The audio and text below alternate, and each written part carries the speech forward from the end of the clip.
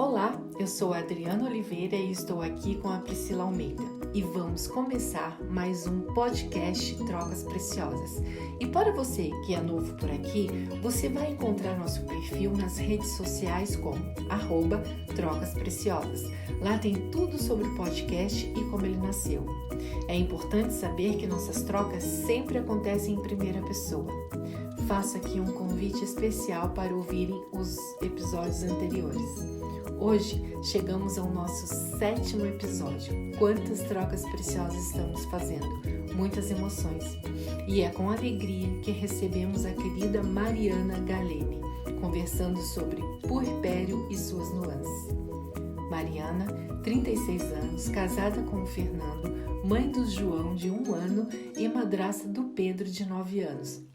E mãe de 2 pets, o Joca e a Lola.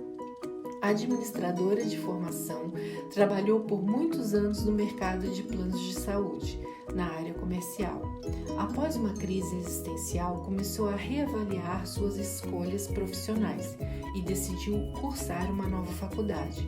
Hoje, cursa o 4º ano de psicologia. Depois de vivenciar o turbilhão da maternidade, viu que voltar para o mundo corporativo não fazia mais sentido. Então se formou em doula e consultora em amamentação. E hoje ajuda famílias a viverem um parto respeitoso e um puerpério mais leve. Vem com a gente! Boas-vindas, Mari. A gente está bem feliz de estar com você hoje aqui para a gente falar sobre o assunto de puerpério e as nuances que o puerpério abarca. E estamos bem felizes de você estar aqui com a gente. E a ideia é a gente trocar um pouquinho sobre a sua experiência, o que você vem estudando. E para a gente começar, a gente queria saber como que surgiu o seu interesse em falar mais abertamente sobre as nuances do puerpério e o que tem te motivado a falar sobre isso. Gente, primeiro eu queria agradecer pelo convite, também estou muito feliz de poder participar aqui com vocês, e principalmente para falar de um assunto que a gente acha que é muito falado, acho que talvez até porque a gente está nesse meio, mas não é muito falado, né?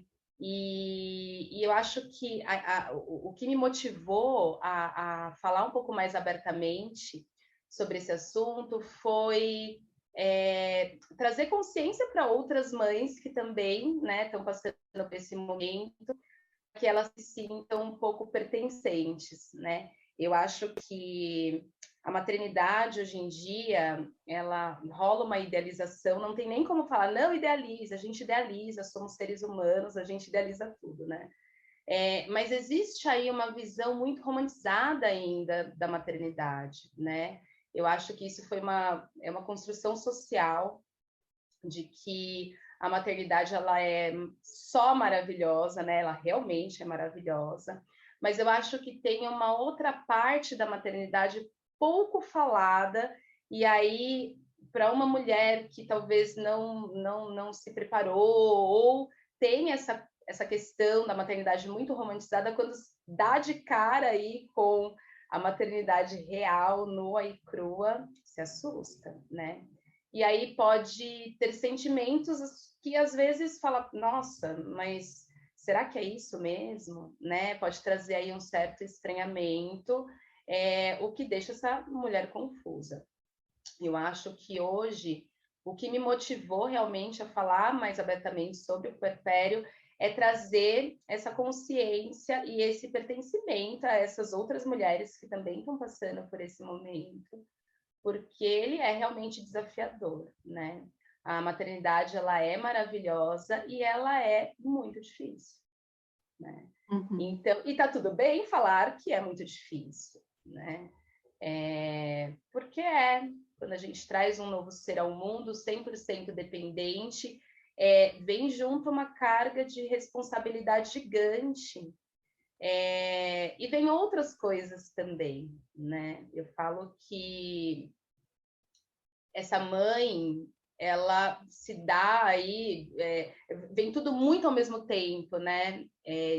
É o cansaço, é a privação de sono, a falta de identidade, a perda da identidade, né? Porque, tá, agora eu sou só isso, né? A gente fica nessa questão de muito voltada, né, à cria, ao bebê, porque isso a natureza, né, faz com que a gente fique voltado mesmo para suprir as necessidades desse bebê, mas em alguns momentos a gente pensa, gente, será que é só isso que eu sou agora? E aquela mulher de antes, ela existe ainda? A gente não consegue encontrar. E aí isso causa, né, um certo estranhamento. Então, eu acho que quanto mais a gente fala sobre a parte da maternidade real, eu acho que mais a gente conscientiza, né, sobre o que é a maternidade, as responsabilidades. Eu não vou nem falar a maternidade só, tá, Pri, Adriana? Eu acho que a gente tem que falar sobre parentalidade, né? Porque pai e mãe, óbvio, né? Eu acho que a mudança na vida da mãe, ela é maior, não tem como a gente fugir disso. Tem todas as questões físicas e tem todas as questões emocionais. Mas, quando eu falo de parentalidade, é porque a vida do casal muda, né? Você deixa de ser um casal, passa a ser uma família, literalmente. Então, quanto mais a gente fala sobre isso, mais a gente conscientiza as pessoas, mais a gente traz aí para a consciência essa responsabilidade e o que é de fato. E não tem problema, né? Uma coisa não invalida a outra. Ser maravilhoso não significa que pode ser ruim às vezes, né? Que pode ser difícil às vezes. Pode ser as duas coisas. Que, na minha visão, é o que é, né? A maternidade é uma delícia, né? Eu acho que é uma super oportunidade da gente evoluir realmente como seres humanos, né? Eu acho que nasce uma vontade da gente ser uma pessoa melhor, da gente, né, evoluir, melhorar para aquele ser, né, para conseguir cuidar e ser o exemplo daquele ser. E ao mesmo tempo é super desafiador. Você tem que encontrar quem você é depois da maternidade. Você precisa ir se descobrindo, né?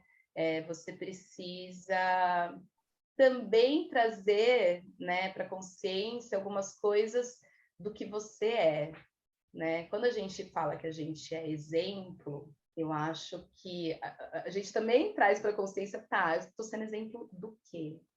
Né? Então, traz também as nossas questões mais profundas, as questões que às vezes a gente não quer visitar porque são doloridas, e eu acho que a maternidade traz tudo isso, e bem nesse boom, né, de puerpério, que deixa a gente com as emoções mais abaladas. Então, acho que quanto mais a gente fala, mais a gente normaliza o que é essa maternidade real.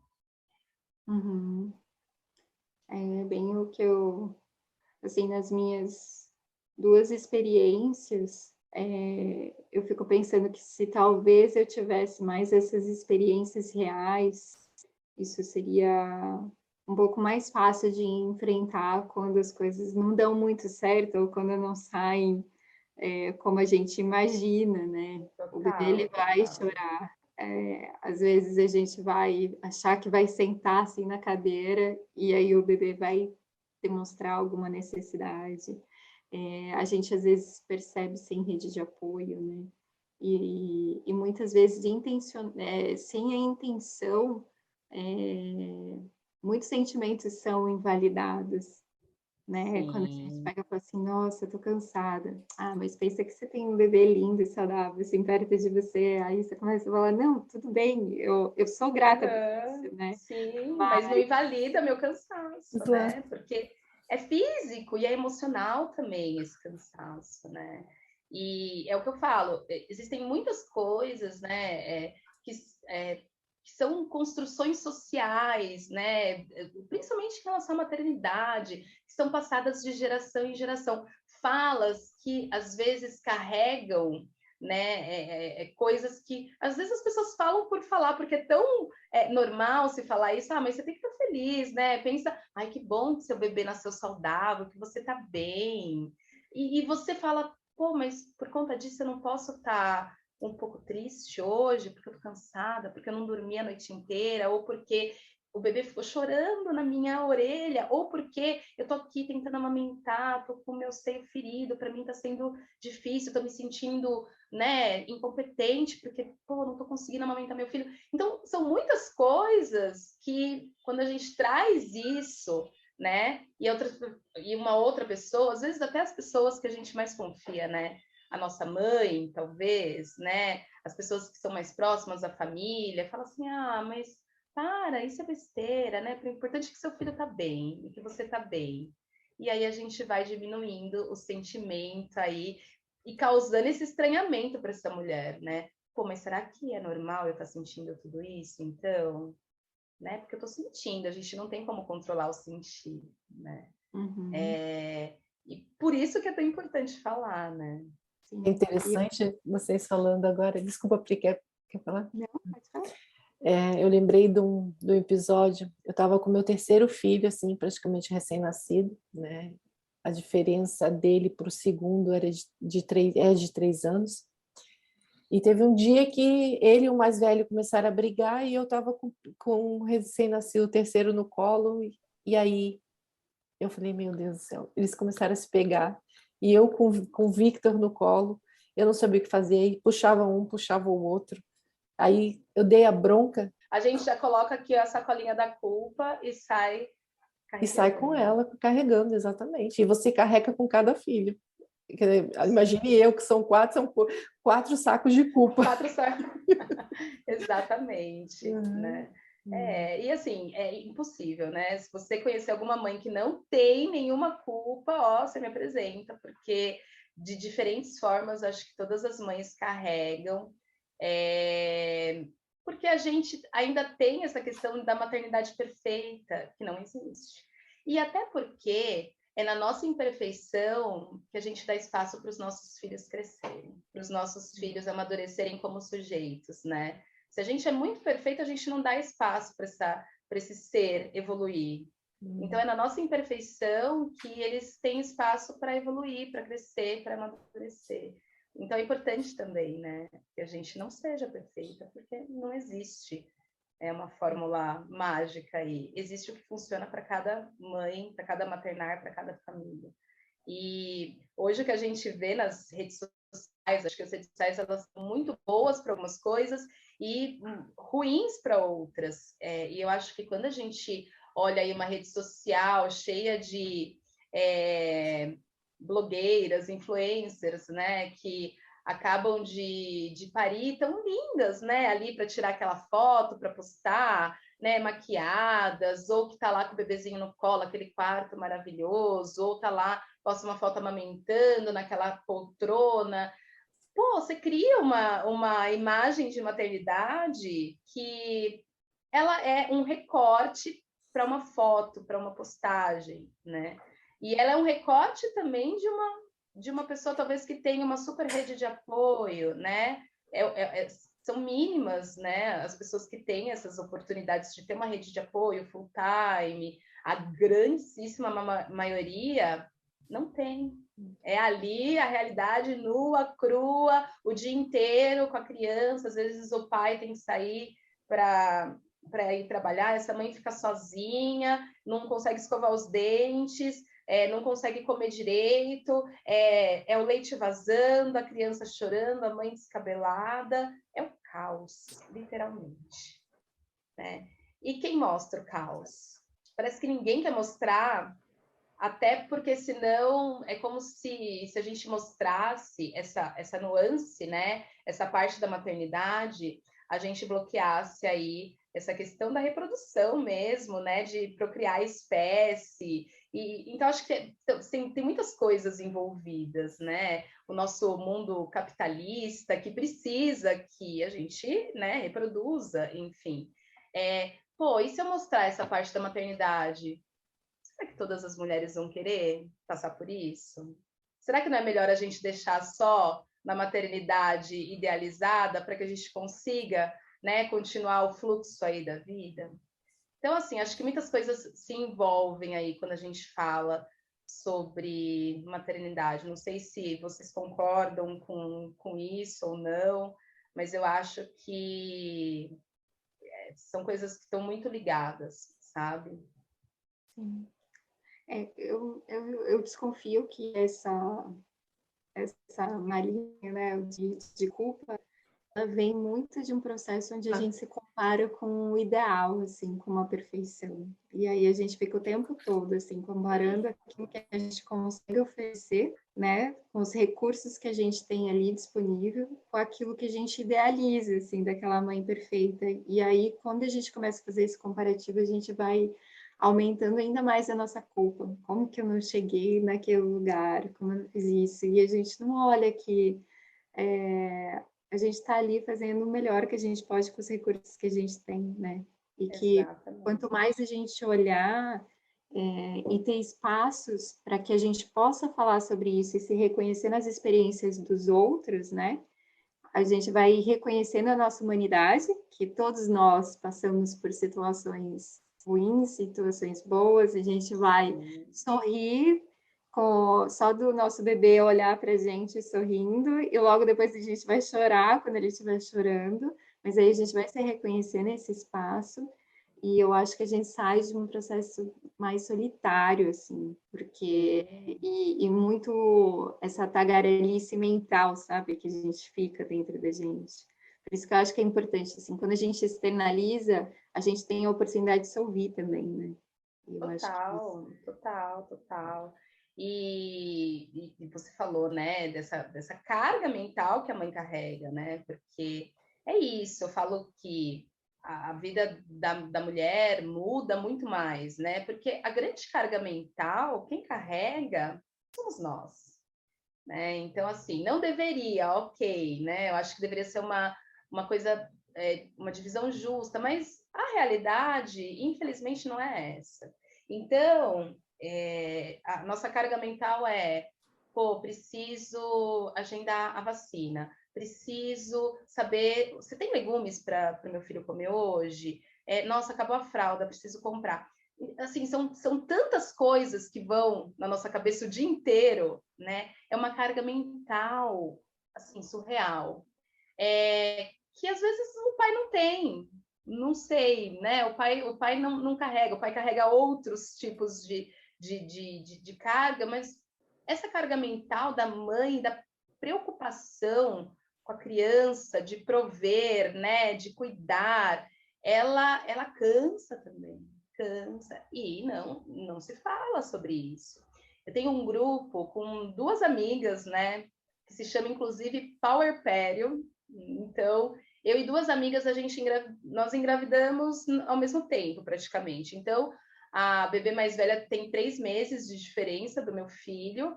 E a minha melhor amiga, assim, amiga de infância, a gente engravidou juntas, praticamente. E eles têm diferença de 15 dias, né? A filhinha dela para o meu.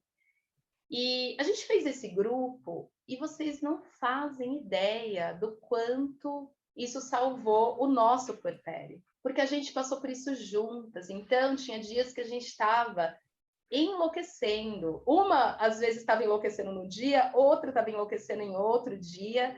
E o quanto a gente se apoiava, a gente se abraçava, a gente se ajudava, né? Ai, mas é assim mesmo. Nossa, olha, aqui aconteceu assim, assim, assim. Olha, normal, nossa, aconteceu a mesma coisa comigo. E a gente tem esse grupo ainda, né? Porque as fases vão mudando e assim, é essencial poder dividir com alguém. É essencial. Hoje a gente vê cada vez mais grupos de apoio, grupos onde as mães podem trocar, porque a maternidade ela é solitária também. A gente descobre uma solidão nunca antes vivida, pelo menos esse foi o meu sentimento. E não é aquela solidão porque não tem ninguém à sua volta, que não tem a parceria, né, do seu parceiro. Não é isso. É uma solidão de que só você está sentindo o que você está sentindo naquele momento.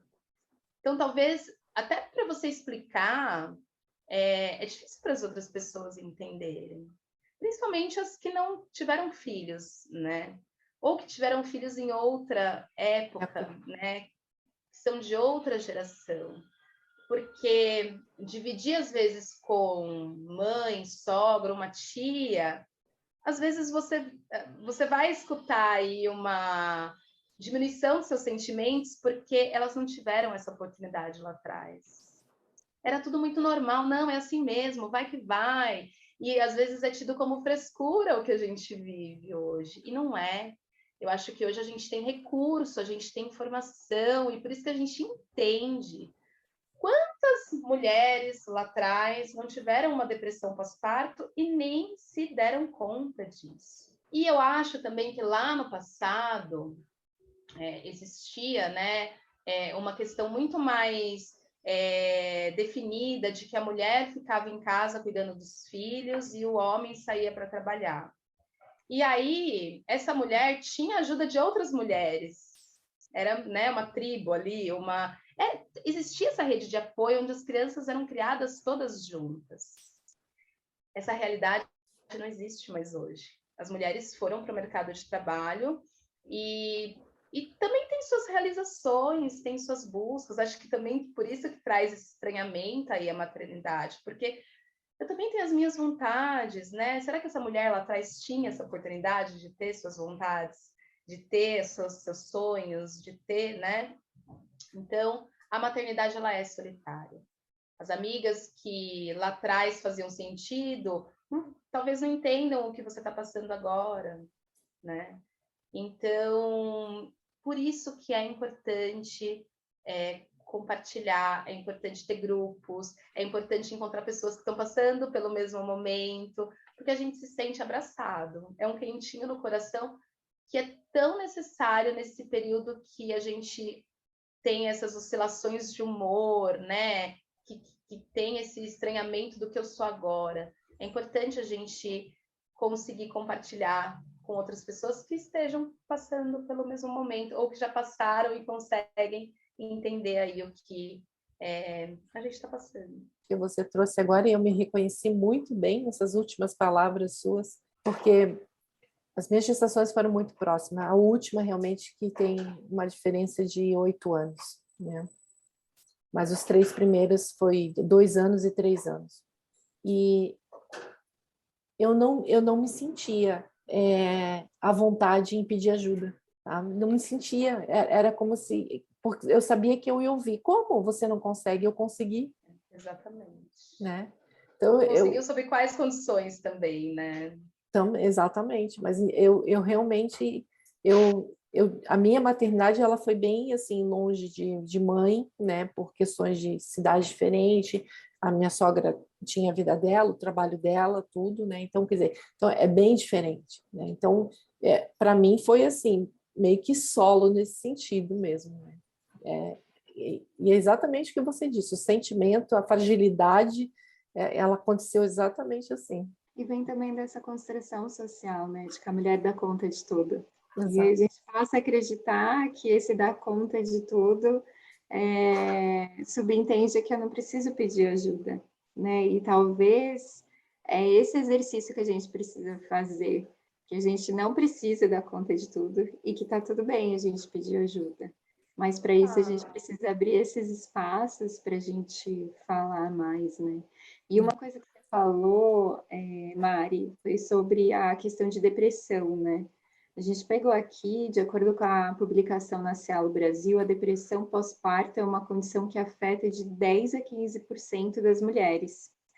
Esse quadro tem seu início em algum momento durante o primeiro ano do nascimento do bebê, havendo maior incidência entre a 4ª e a 8ª semana pós-parto, podendo persistir por mais de um ano. A gente sabe que esse número ainda pode ser maior, né? Porque muitas pessoas, às vezes, não conseguem reconhecer o fato de não pedir ajuda, elas não se identificam como uma depressão. Um outro ponto também é essa visão romantizada da maternidade, onde a depressão ela não é permitida. Total, né? Validações. E aí a gente queria que você comentasse um pouco assim, o que é a depressão pós-parto e como que ela pode se manifestar. A depressão pós-parto, ela tem os mesmos sintomas de uma depressão, né? Então ela vem aí com sentimentos de tristeza, de pessimismo, pode ter alterações aí na alimentação, né? Falta de apetite ou excesso de apetite. Essa pessoa pode perder aí os prazeres das atividades diárias, alterações no sono, cansaço, irritabilidade. Mas vejam, todos esses são sintomas que são bem comuns no puerpério, né? Então, por isso que muitas vezes não tem aí um diagnóstico de depressão, porque são sintomas muito comuns. Pô, privação de sono, puerpério, bebê nasce à noite, não dorme à noite, choro frequente, né? Estabilidade aí das emoções. Mas acho que tem uma característica muito crucial aí para a gente identificar a depressão pós-parto, que é quando essa mãe tem dificuldades em cuidar do seu bebê. Ela não consegue manter aí um vínculo, não consegue se vincular com esse bebê. Então, aí a gente já acende aí o sinal de alerta, porque isso pode ser um indício de uma depressão pós-parto.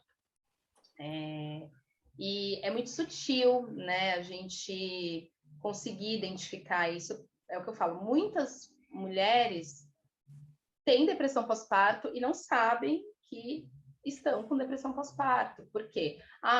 Deve ser por conta de tudo isso, né? Desse turbilhão que o puerpério traz. Existe uma questão também que se chama baby blues.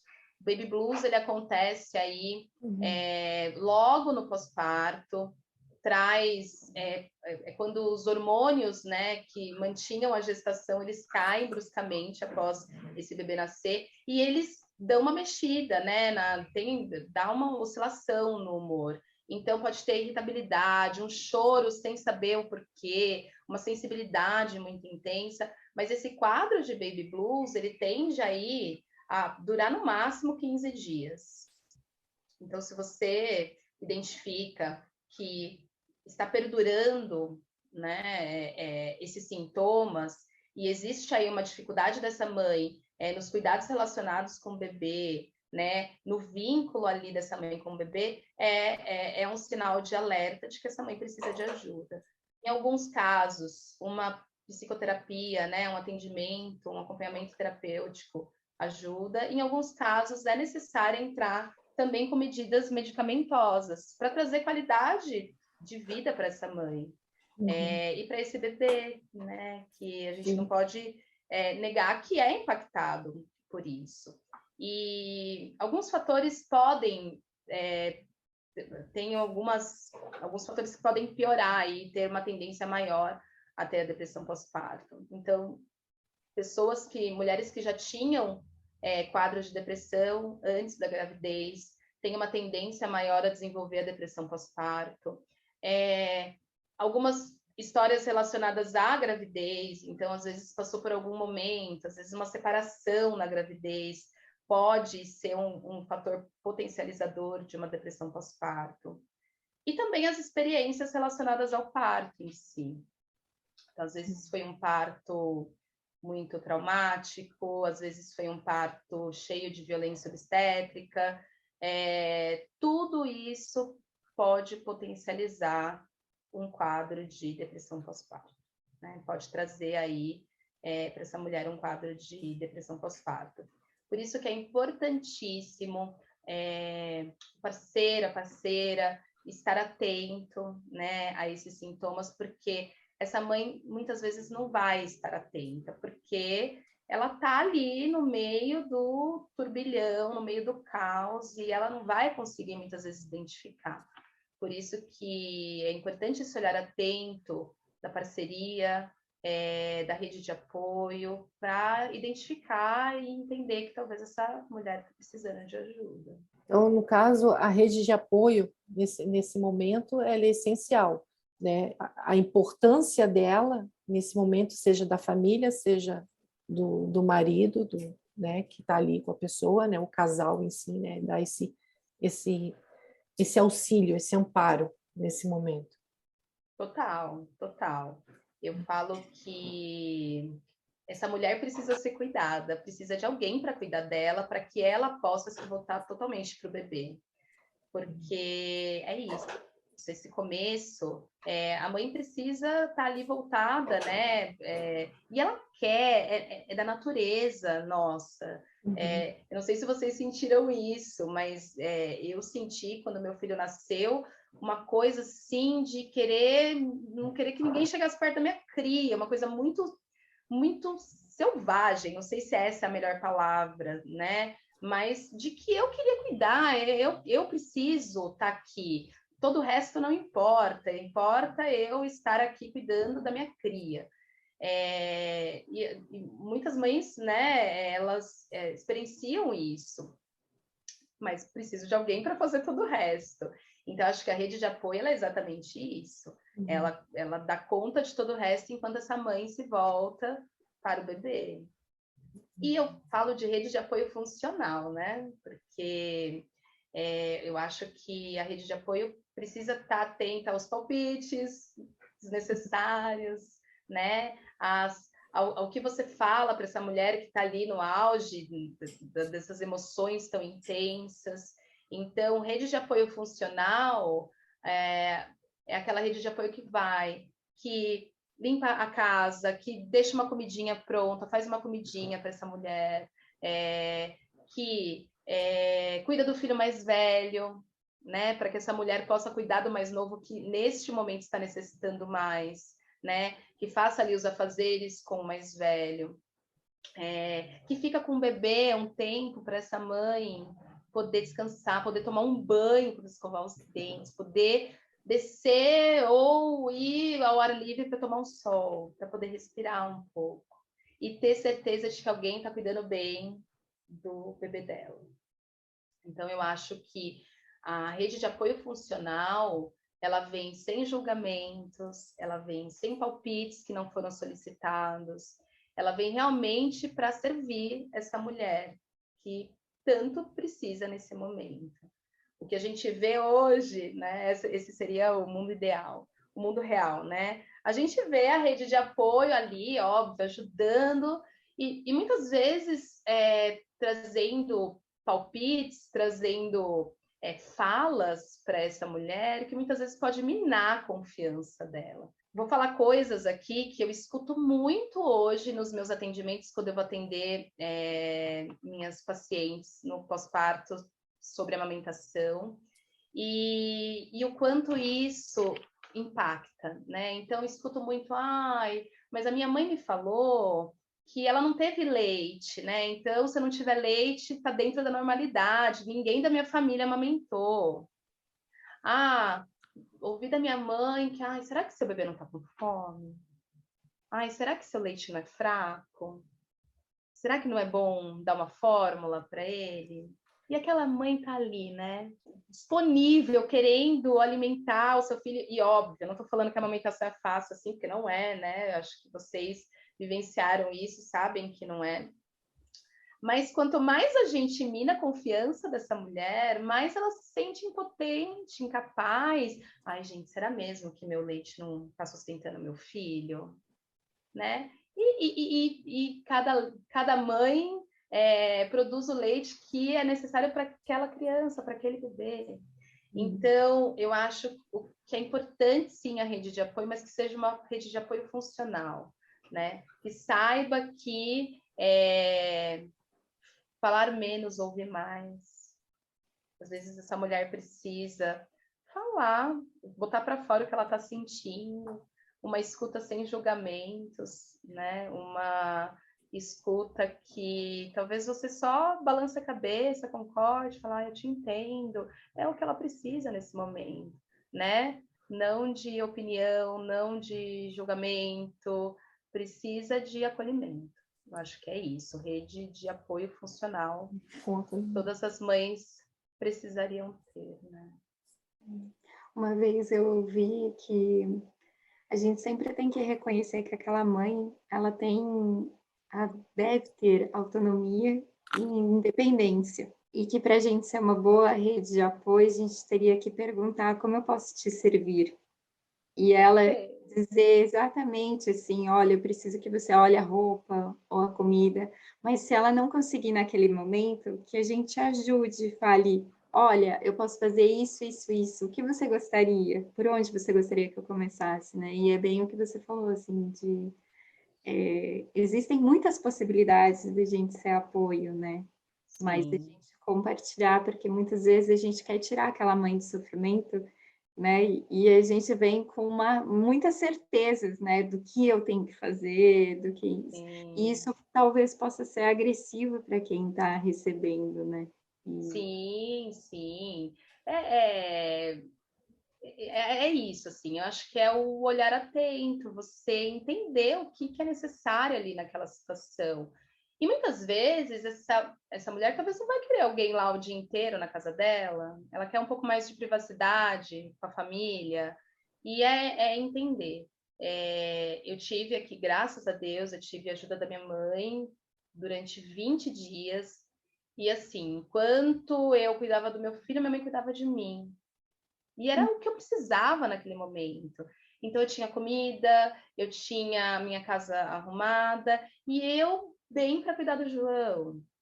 Mas, infelizmente, essa não é a realidade de muitas mulheres. De muitas mulheres. E aí, existem outras formas que a gente pode ajudar também. Eu acho que quando a gente é amigo, quando a gente está próximo, pô, não vou poder estar presente, mas sabe, comprar umas marmitinhas e entregar, mandar entregar um café da tarde. São coisas simples, mas que fazem tanta diferença nesse momento de tanta vulnerabilidade que aquece o coração. Tem uma vizinha e ontem ela tá com uma bebê, ela me acompanhou, né, no meu puerpério, e aí ela engravidou logo depois que o João nasceu, então agora ela tá com uma bebê de 3 meses. E aí ontem eu fiz canjica à tarde, falei, eu vou levar uma canjica para vir. E aí subi, deixei, e ela tava assim, eu tô um pouco desanimada hoje, porque, eu não aguento mais, parece que eu vivo um looping, todo dia a mesma coisa, a gente vivencia isso, parece que todos os dias são iguais, não existe mais final de semana, não existe, porque você tá em casa, não tem o que fazer. Ela, eu não aguento mais ficar em casa, que não sei o quê.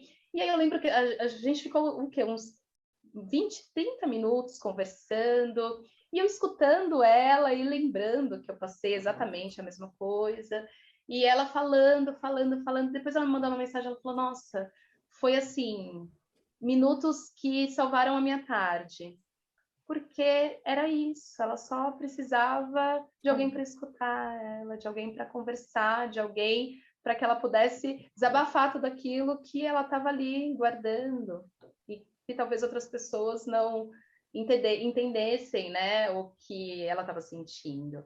Então, acho que é isso, é a gente ter o feeling de o que essa mãe está precisando nesse momento. E é só a escuta, né? Acho É só que isso.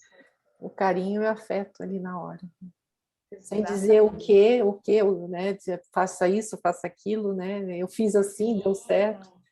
As pessoas são diferentes, né? A mulher no seu puerpério é diferente, cada uma tem o seu jeito de ser, de estar. Exatamente. São gerações diferentes Exato. também, né?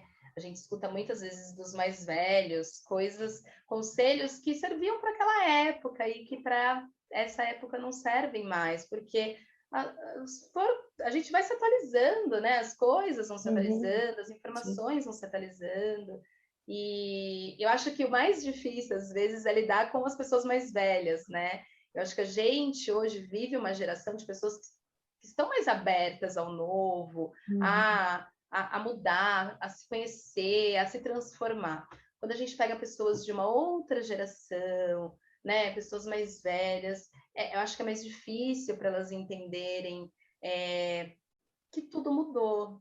Porque, mas deu certo para mim, por que eu não quero um conselho que eu estou dando de todo o coração? E não é sobre não querer, é sobre não servir para mim. E tá tudo bem, não estou desmerecendo. Foi bom aquela época, hoje eu já não acho que sirva para esse momento. Né? Exatamente. E Mari, a gente tem visto assim uma procura maior pela humanização nos partos.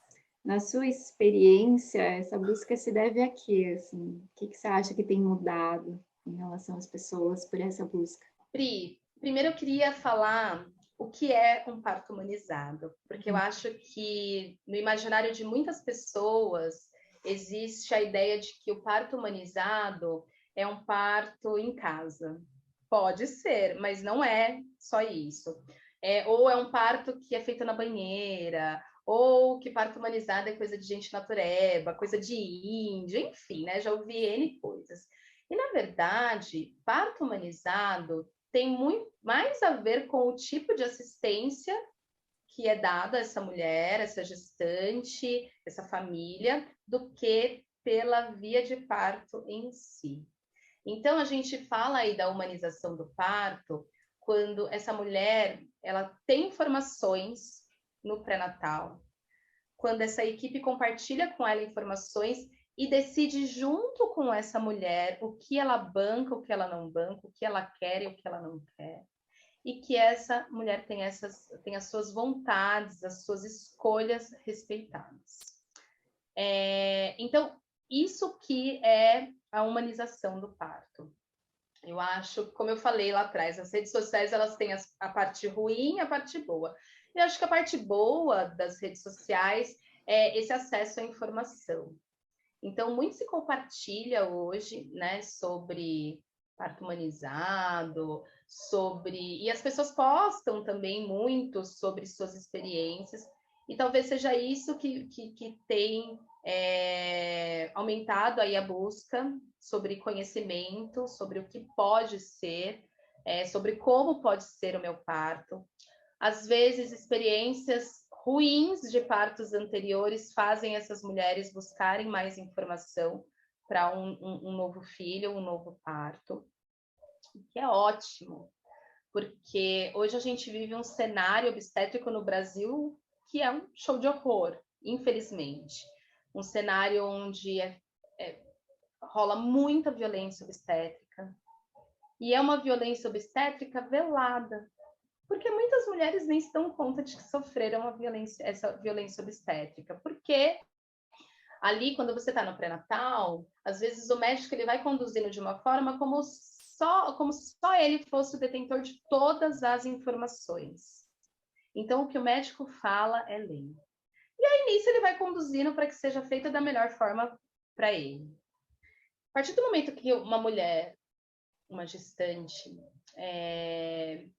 se coloca ali no papel de conhecedora realmente, de quem busca informações, de quem está a par, né, de quem tem esse conhecimento, ela se torna aí protagonista do seu processo de gestação, do seu parto.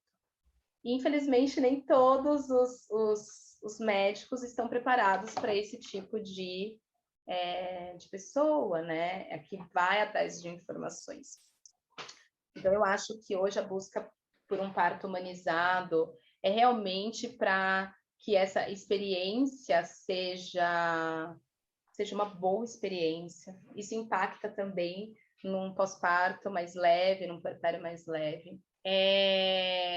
E realmente do que é o melhor para essa mãe, o que é melhor para esse bebê. A gente também tem aí uma construção social sobre a dor do parto, que é uma dor insuportável. A gente usa isso em falas nossas. Nossa, gente, olha, fui fazer um trabalho, foi um parto.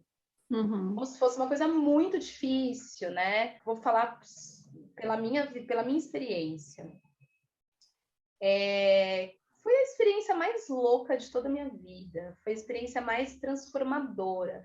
Eu acho que eu nunca me senti tão potente como eu me senti depois que eu consegui parir meu filho, né? Então, foi um pré-natal construído comigo, com a minha equipe. Mudei de médico 2 vezes até chegar no médico que eu senti que respeitaria as minhas escolhas.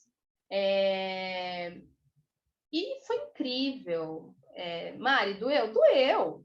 Mas eu acho que a partir do momento que você se prepara para esse momento, que você tem informação, que você se prepara, que você entende o que é a dor do parto, eu acho que você tem recursos para enfrentar aí essa maratona, que é o trabalho de parto, o parto em si.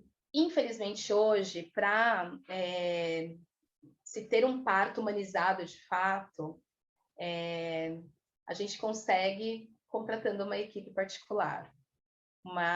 E eu sei que essa não é a realidade da maioria das pessoas, mas para a gente ter certeza, né, de que a gente vai ter realmente um parto humanizado, a gente vê muito isso apenas com equipes particulares, mas a gente já vê um movimento grande, né, de identificar o que é uma violência obstétrica, por exemplo, né? O que traz aí e deixa até os outros médicos mais receosos de praticar, porque, pô, já não é uma coisa que não é mais falada. Por exemplo, a episiotomia.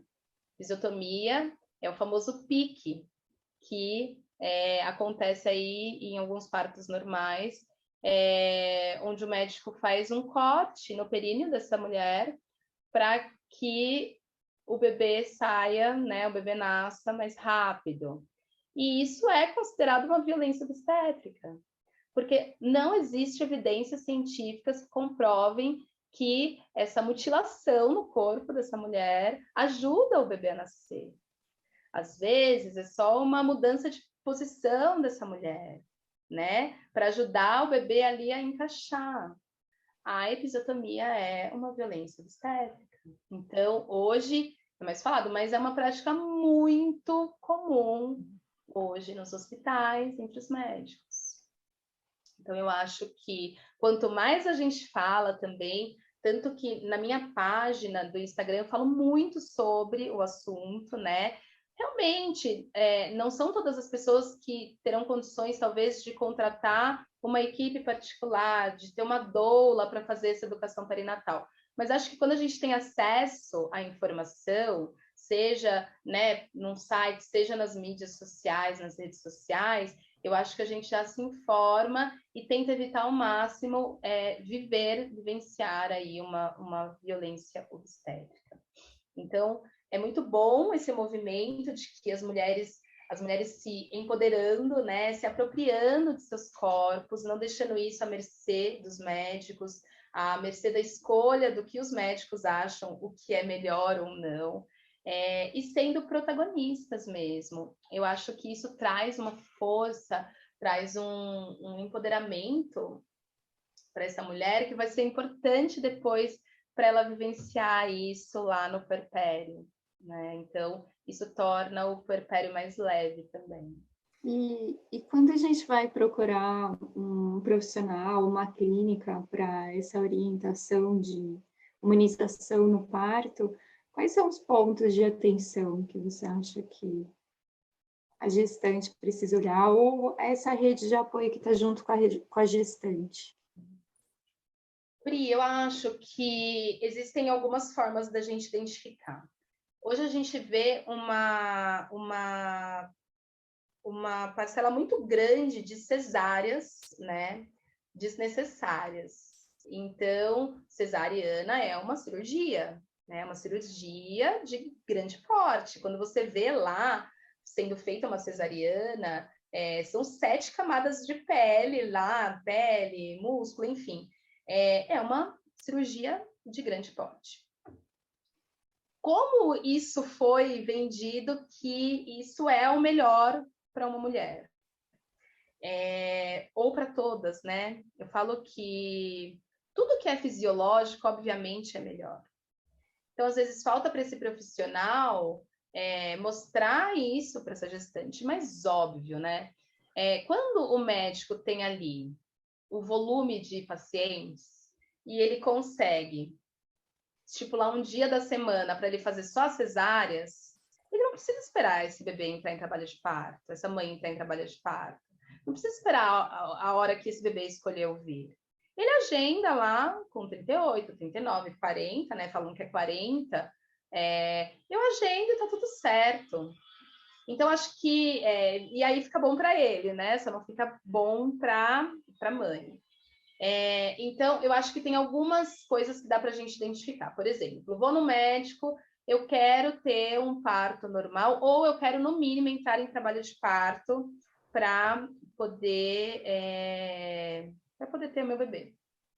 Se você chega num médico onde ele nunca desmarcou nenhuma consulta com você para poder ir atender um parto, porque ele, né, provavelmente ele agenda todos os partos dele, porque o médico que espera a hora do bebê nascer, muito provavelmente em algum momento ele vai ter que desmarcar uma consulta com você. Eu acho que até quando você chega lá no consultório, você compartilha com outras mães, pergunta, como foi seu parto? Foi cesárea, foi cesárea, foi cesárea. Você já dá para ter uma noção de como é que esse médico trabalha. Outra coisa que é essencial, que a gente vê muito nessas equipes humanizadas que trabalham aí para servir essa mulher, é que o médico nunca trabalha sem uma enfermeira obstetra, sem uma obstetriz.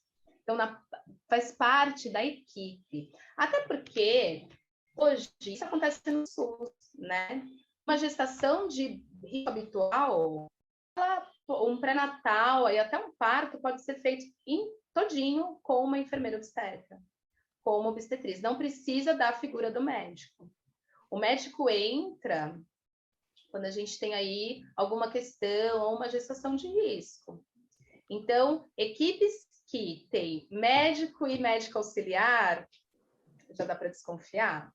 Equipes que têm médico, enfermeira obstetra, médico, obstetriz, eu acho que estamos num bom caminho. Médicos que são contra a presença de uma doula. A gente sabe que hoje a doula é a profissional que está ali para servir essa mulher. Então, a doula ela é uma profissional recomendada, inclusive, pela OMS.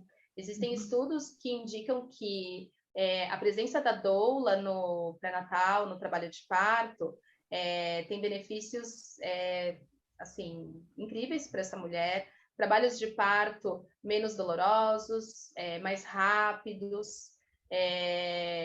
A doula está ali para deixar o ambiente melhor para essa mulher, está ali para lembrá-la das suas escolhas, palavras de confiança, está ali literalmente para esse apoio emocional. Então, o médico que é contra isso, porque a doula não precisa, é um gasto desnecessário, ela vai, a doula só atrapalha, né, a gente aqui a trabalhar. É um médico que não está de acordo com as diretrizes da humanização.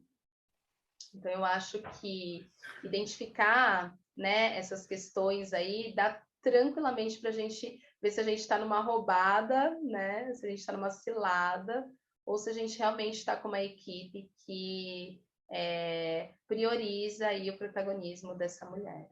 Mari, na sua experiência pessoal e profissional, né?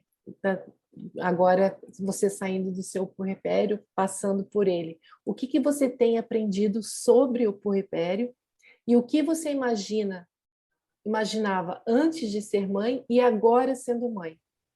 Como isso afetou a tua forma de se relacionar com o mundo? Olha, antes de ser mãe, eu não consigo nem lembrar o que eu imaginava sobre o que era o puerpério. Eu acho que eu imaginava que realmente era só aquele período lá de 60 dias, que dizem, né? Que fisicamente são 60 dias para o nosso corpo voltar ao normal. E, na verdade, a gente sabe que o puerpério, falando de um viés emocional, psicológico, pode durar, depende, né? De cada mulher vencer de uma forma. E eu acho que eu só consigo falar realmente depois de ser mãe. Eu acho que eu não conseguiria imaginar o que é o puerpério sem viver na pele o puerpério. Eu acho que o que eu mais tenho aprendido, porque eu ainda estou no puerpério, não vou mentir, eu ainda estou vivenciando o meu puerpério, mas uma outra fase dele. E eu acho que, eu falo que meu mantra da maternidade é: existe o ideal e existe o possível. E a gente faz o possível. Porque nem sempre dá para fazer, na maioria das vezes não dá para fazer o ideal. E eu acho que o que mais tem me ensinado é que a gente não tem controle de nada. somos seres que a gente não tem controle de nada, literalmente. A gente acha em algum momento da vida que a gente tem controle sobre a nossa vida, inclusive. E a gente não tem. E a maternidade vem com tudo mostrar isso que a gente não tem controle. A Pri até falou, né, de um dia que não dá muito certo as coisas, a gente faz 1000 planejamentos, 1000 rotinas, e cara, tem dia que tá tudo errado. E aí você literalmente assim, mas o ideal seria meu filho ter um prato todo colorido, comer legumes e comer verduras e comer proteína, tem que ter tudo no prato. E a realidade é que um dia você só tem macarrão com molho e é isso que ele vai comer, ele come tudo e tá tudo bem. Não é isso que vai definir, não é um dia, um episódio que vai definir o seu maternato. E acho que depois de ser mãe, eu passei a olhar as mulheres de uma outra forma. Eu venho já de um período de mudança mesmo, de transformação pessoal. Eu comecei a fazer faculdade de psicologia depois de vivenciar aí uma crise profissional de que eu não queria mais fazer o que eu fazia. E aí eu falei, acho que está na hora de eu fazer uma coisa que eu gosto, que eu acho que vai fazer sentido para mim. E aí eu fui fazer a faculdade. Acho que a faculdade me abriu muito a mente. Trouxe muitas questões que antes eu não pensava tão profundamente, como as nuances do feminismo, né? Então eu passei a olhar o feminismo de um outro lugar. E a maternidade veio para complementar aí essa minha forma de ver o mundo. Então, hoje, quando eu ando com um carrinho, por exemplo, na rua, e eu não consigo passar em algum lugar, eu penso numa pessoa talvez que esteja numa cadeira de rodas e que também não vai conseguir passar por aquele lugar. O meu carrinho é momentâneo, daqui a pouco o bebê está andando, não vai precisar. E essa pessoa? Coisas que antes a gente nem olhava. Então, hoje, quando eu vejo uma mulher ali no auge do seu puerpério, eu consigo entender o que ela está sentindo. E eu faço o possível para tentar ajudá-la, tentar ouvir, para amenizar. Porque a gente não tem esse poder de tirar o que ela está sentindo. Eu posso só estar ali para ajudá-la de alguma forma, para ouvi-la de alguma forma.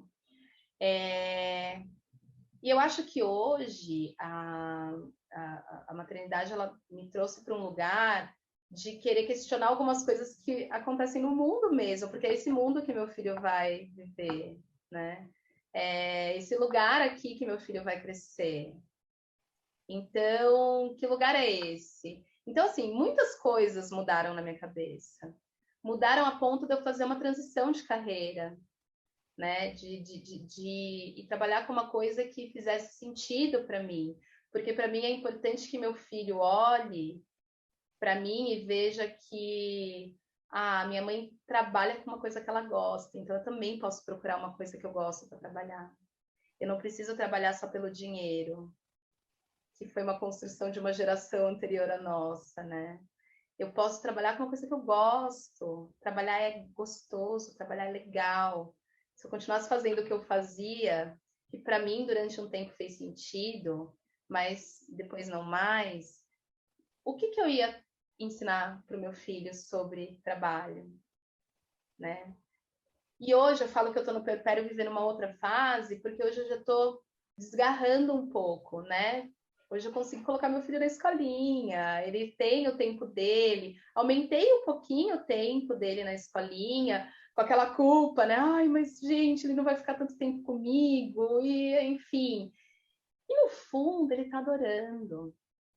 E eu também estou mostrando para ele o quanto é importante a gente fazer coisas para nós, porque eu também estou deixando ele mais tempo para poder olhar um pouco mais para mim, poder olhar um pouco mais para os meus sonhos, para as minhas vontades. E isso não vai me tornar uma mãe pior, né? E aí eu dou oportunidade para ele crescer e oportunidade para eu crescer e para ele olhar e ver que ele também pode ir atrás dos sonhos dele e validar isso nele. Então eu acho que o puerpério, a maternidade, tudo isso que a gente vivencia depois de ser mãe, traz para a gente uma oportunidade gigantesca de mudar. Quando a gente consegue entender, né, a nossa importância no mundo, a importância que a gente tem para esse ser, né, a nossa responsabilidade, eu acho que é um grandíssimo convite para a gente mudar, para a gente evoluir. E é muito bom sair daquele lugar e ser outra pessoa. Ser outra pessoa também, mudar é bom também, né? Quando a gente está aberto a isso. Então, eu acho que todas as pessoas pudessem ter essa oportunidade, né, de se olhar, de olhar para suas questões e de encarar isso de frente, eu acho que é uma oportunidade gigantesca que a gente tem no caminho. Então, eu acho que eu sou outra pessoa depois que eu me tornei mãe, totalmente. Ai, que bonito. Obrigada, Mari, de estar aqui com a gente, compartilhando conhecimento e suas experiências em primeira pessoa, né? Suas vivências. Me reconheci em várias delas, de formas diferentes, né? Tanto com o Miguel quanto com a Bia.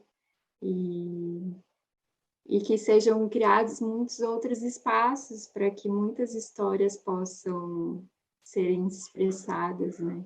Para que as pessoas possam se reconhecendo e talvez a gente consiga fluir melhor dentro da realidade, não do ideal. Né? Eu que agradeço aí a oportunidade de poder falar um pouquinho. E toda vez que a gente fala, né, a gente está falando para nós mesmas também, né? E eu falo que o quanto falar é importante, o quanto falar cura, o quanto falar... É como se eu estivesse falando aqui e me acolhendo as minhas questões também. Então, parabéns aí pelo projeto, obrigada pelo espaço, que outras pessoas consigam se reconhecer, né, nessas falas, em tudo que a gente falou aqui, e se sintam mais pertencentes a essa realidade, porque é isso a realidade, né, da maternidade, e se sintam mais confortáveis também nesse novo papel.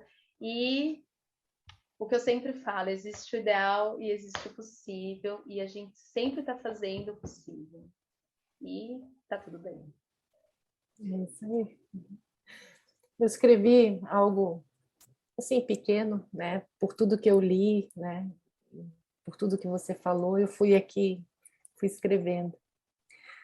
Doula a serenidade em ação, trazendo boas energias para o nascimento acontecer. Mãos que pulsam na luz do afeto, que chega pelo toque do amor, amor que alimenta e tranquiliza uma mulher que irá se transformar. Onde o físico, a fisiologia da vida, o espírito e o amor incondicional estão presentes para cada mulher mãe, que nasce junto com seu filho, com o amparo da doulagem do amparo. Que lindo, que lindo. Depois eu quero esse texto, porque eu vou colocar lá na minha página. Achei maravilhoso. E é isso, assim, é um trabalho literalmente do servir, né? Do você servir a essa outra mulher. E eu acho que a gente volta umas casas, né? Aí quando a gente pensa o quanto é importante a gente se dispor a servir alguém. A gente vive uma sociedade que a gente quer tudo, né? Só para mim. Eu quero. E as pessoas esquecem o quanto é bom você servir ao outro, né? O quanto a gente evolui, o quanto a nossa alma, né, evolui quando a gente serve a alguém. E quando a gente vê sentido nesse servir. Quando a gente alimenta a nossa alma nesse servir. Então, achei lindo, Adriana. Obrigada aí pelas palavras. Depois você me passa. E é isso, gente. Muito, muito, muito obrigada. Obrigada. Só para a gente finalizar aqui, como que as pessoas podem te encontrar? Bom, eu tô lá no Instagram, o meu Instagram é @marigalene, com 2 L's e no final. Lá tem os acessos para o meu WhatsApp, caso queiram entrar em contato, mas lá eu compartilho bastante informação sobre parto, sobre maternidade, sobre amamentação, e aí é isso. Então, ótimo. Obrigada de coração. Obrigada. E a gente Obrigada, vai gente. trocando.